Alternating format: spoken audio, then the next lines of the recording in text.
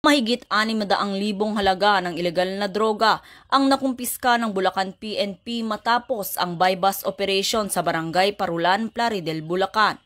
Matagumpay ang naging operasyon ng mga tauhan ng Plaridel Municipal Station sa pamumuno ni Police Lieutenant Colonel Christian Alucod, Acting Chief of Police.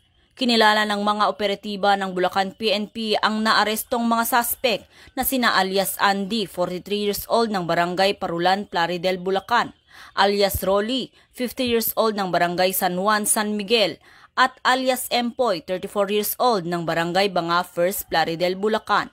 Nasabat sa mga suspect ang humigit kumulang 100 grams ng hinihinalang shabu na may standard drug price na 680,000 pesos. Nahaharap ngayon ang mga suspect sa kasong paglabag sa Section 511 and 26, Article 2 ng RA 9165 o Comprehensive Dangerous Drugs Act of 2002 at kasalukuyang nasa kustodiya ng Bulacan Provincial Forensic Unit para sa dokumentasyon at wastong disposisyon.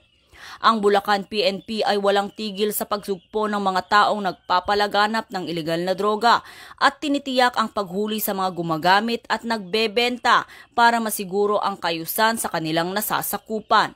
Ito rin ang patunay ng dedikasyon ng pambansang pulisya upang linisin ang komunidad mula sa panganib ng ilegal na droga. Ayon kay Police Brigadier General Jose S. Hidalgo Jr., Regional Director ng Police Regional Office 3, patuloy ang kanilang agresibong paglaban sa kampanya sa ilegal na droga nang walang tigil upang sirain ang supply chain ng ilegal na droga hindi lamang sa rehiyon kundi sa buong bansa.